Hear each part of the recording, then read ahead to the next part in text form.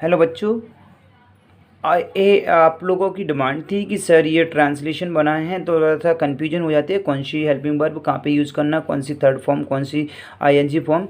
तो आपने एक टेबल बनाई है और उस टेबल में आप क्लियर और वेरीफाई कर सकते हैं। आप मेरे यूट्यूब चैनल पर जाकर के सभी सेंटेंस को बारीकी से देख सकते हैं। तो मैं इस टेबल में आपको ये सब सब्जेक्ट, ऑब्जेक्ट और मेन वर्ब को चाटने के बाद में आप सेंटेंस में कौन सी हेल्पिंग वर्ब, कैसे हेल्पिंग वर्ब लगाना है और कहाँ पर सब्जेक्ट को रखना है और कहाँ पर ऑब्जेक्ट को रखना है, ये सब मैंने स्ट्रक्चर, टेंस का नाम और प्रॉपर्ली उसको बना के बताया है। कौन सी हेल्पिंग वर्ब आएगी, कौन सी मेन वर्ब आएगी, ये चीज़ मैंने आपको बारीकी से डिटेल में जानने के लिए आप मेरे यूट्यूब चैनल पर जाकर के सर्च कर सकते हैं और आपको ये डिटेल मिल जाएगी। कौन से सेंटेंस इंट्रोगेटिव होते हैं, कौन से सेंटेंस नेगेटिव होते हैं। आप मेरी यूट्यूब पर जाकर के प्लेलिस्ट में जाकर के ग्रामर की प्लेलिस्ट डाली है, उसमें टेंस सभी डले हैं मेरे, या करने के बाद आपने देख सकते हैं। बेटा मैं आपको डिटेल में बताने जो भी सेंटेंस होगा उनमें लास्ट में है आएगा हिंदी के वाक्यों में, और जितने भी सेंटेंस प्रेजेंट इंडेफिनिट के होंगे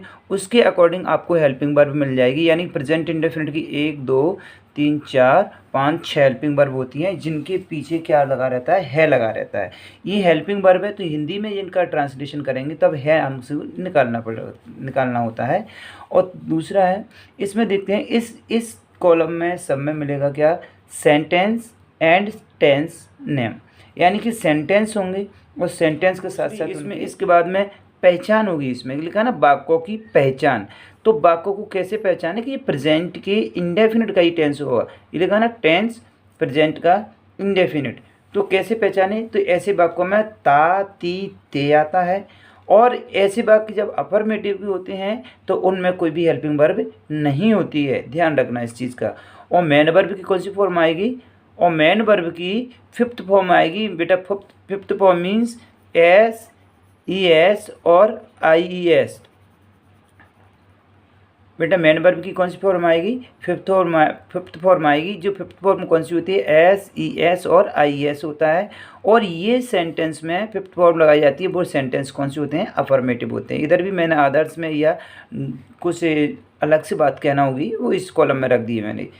देखो टेंस कैसे बनेगा, ता है इसीलिए प्रेजेंट का है, ता है इसीलिए इंडेफिनिट का है, और अफर्मेटिव इसीलिए कि कोई ना तो कोई क्वेश्चन वर्ड है ना कोई इसमें नॉट शब्द है, इसीलिए अफर्मेटिव है।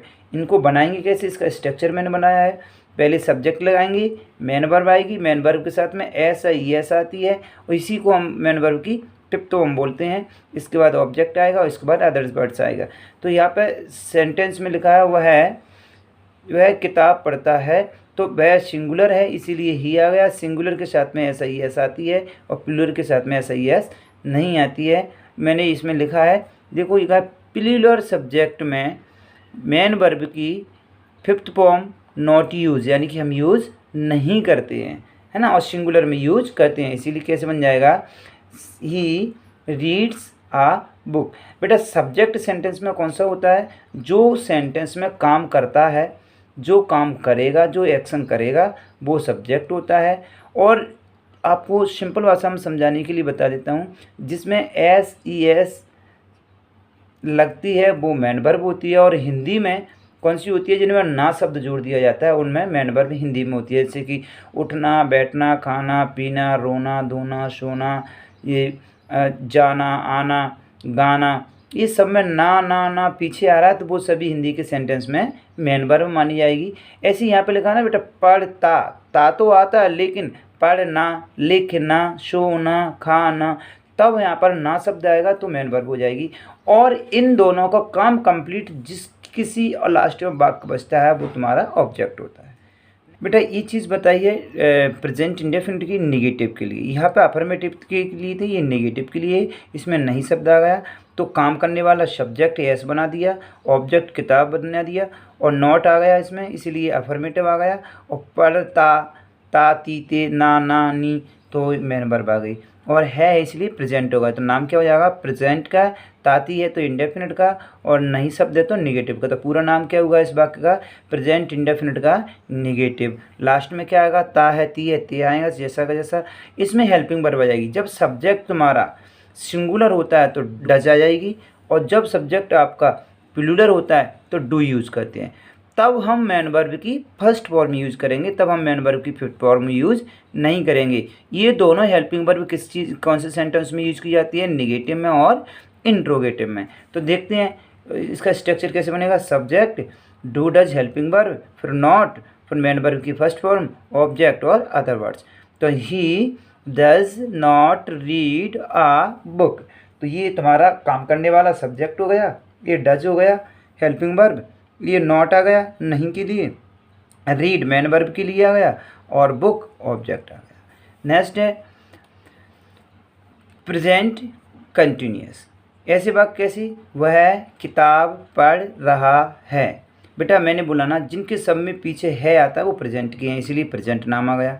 रहा, रही, रहे, रहे शब्द आएगा तो उसका वो कंटिन्यूअस का हो जाएगा। इनमें बेटा प्रेजेंट इंडेफिनिट में जैसा हो रहा था कि नेगेटिव के लिए अलग है हेल्पिंग वर्ब और इंट्रोगेटिव के लिए अलग और तुम्हारा सिंपल के लिए अलग, ऐसा कुछ नहीं है। इनमें तीनों हेल्पिंग वर्ब यूज़ की जाती हैं, एज, आर और एम। तो बेटा मैंने यहाँ पर लिखा है एज, आर और एम, आप देख रहे होंगे। तो एज तो सिंगुलर के साथ में है, प्लूरल के साथ में आर है, और एम जो हेल्पिंग वर्ब है वो सिर्फ आई के साथ आती है। और मेन वर्ब की कौन सी फॉर्म आती है? आईएनजी फॉर्म, यानी कि फोर्थ फॉर्म आ जाएगी। कौन सी फॉर्म आ जाएगी? Fourth form. वहाँ पे फिफ्थ आती है और यहाँ पे कौन सी आ जाएगी? फोर्थ फॉर्म आ जाएगी, और या फोर्थ फॉर्म या आईएनजी। तो इसका स्ट्रक्चर कैसे बनता है? Subject is are am plus main verb में आईएनजी, ऑब्जेक्ट और अदर वर्ड्स। तो बना दिया हमने। वह किताब पढ़ रहा है, तो he is reading a book. तो सब्जेक्ट सिंगुलर है इसलिए इज ले लिया। रीड है, रीड में आईएनजी लगा दिया, ये मेन वर्ब है, और ऑब्जेक्ट ये तुम्हारा ऑब्जेक्ट आ गया। ऐसी है। तीसरा प्रेजेंट की चल रहा है अभी। वह पत्र लिख चुकी है। बेटा आपको ये इधर इसमें दिख रहा होगा कि यहाँ पर क्या आ गया, पहचानेंगे कैसे? प्रेजेंट का है, प्रेजेंट का पहचानेंगे, इसमें है। जब इसमें चुका, चुकी, चुके, लिया, दिया, खाया, फिया, ये सभी शब्द आए और लास्ट में क्या आया? है की मात्रा, सॉरी लास्ट में क्या आया? है आ जाए, तो किसका हो जाएगा? प्रेजेंट परफेक्ट का। कौन सा हो जाएगा? प्रेजेंट परफेक्ट का। प्रेजेंट परफेक्ट में दो हेल्पिंग वर्ब होती हैं, हैज़ और हैव। और मेन वर्ब की कौन सी फॉर्म लगाते हैं? मेन वर्ब की थर्ड फॉर्म यूज़ करते हैं। और यहाँ पर नोट में करके लिखा है, रिमार्क में या अदर्स में क्या लिखा है? आई के साथ ही हैव आएगा हमेशा। हैव किसके साथ आएगा? हैव आई के साथ आएगा। यदि आई आता है तो अपन आई में कौन सी हेल्पिंग वर्ब करेंगे? हैव यूज करेंगे। तो इसका स्ट्रक्चर है हैज और हैव प्लस मेन वर्ब की थर्ड फॉर्म, ऑब्जेक्ट और other words. Subject has, have और मेन वर्ब की थर्ड फॉर्म प्लस ऑब्जेक्ट और अदर वर्ड्स आता है। तो हमें कैसे बनाएंगे? सब्जेक्ट कौन है? लड़की है, काम करने वाला होता है, सब्जेक्ट होता है, लड़की है इसीलिए सी आ जाएगी, लड़का होता तो ही आ जाती। यहाँ पे मेन हेल्पिंग वर्ब कौन सी है? सिंगुलर है तो हैज आ जाएगी, और प्लूरल होती तो हैव आ जाती। अब राइट मीन्स लिखना होता है, यहाँ पे मेन वर्ब की थर्ड फॉर्म यूज़ की है, यहाँ पे भी आपको दिख रहा होगा मेन वर्ब की थर्ड फॉर्म यूज़ की है, तो ये थर्ड फॉर्म आ जाएगी और आ लेटर आ जाएगी। बेटा आपको इन सेंटेंस में इन चीज़ों को यूज़ करना है और इनको कैसे अरेंजमेंट करना है वो मैंने यहाँ पे स्ट्रक्चर बनाया प्रॉपरली। इन चीज़ों को जैसे यूज़ करेंगे और इस स्ट्रक्चर में सेट कर लेंगे कि सब्जेक्ट को सब्जेक्ट की जगह पर, ऑब्जेक्ट को ऑब्जेक्ट की जगह पर, मेन वर्ब को मेन वर्ब की जगह पर, तो आप सेंटेंस बनाना सीख जाएंगे। नेक्स्ट है वह 2 घंटे से रो रहा है। दिख रहा है ऐसे सेंटेंसेस में से रहा है, से रही है और से रहे हैं, इनके साथ में एक टाइम और आ जाए कोई भी, 2 महीने से 4 महीने से, 2 घंटे से, 2 बजे से 4 बजे से 6 बजे से, तो ये क्या है? टाइम है। तो ये लिखाना ज़रूर आता है। तो ऐसे सेंटेंस में रहा रही भी आया हो और टाइम भी आया हो तो वो किसके होते हैं? फिर प्रेजेंट के, क्योंकि है इसलिए प्रेजेंट के।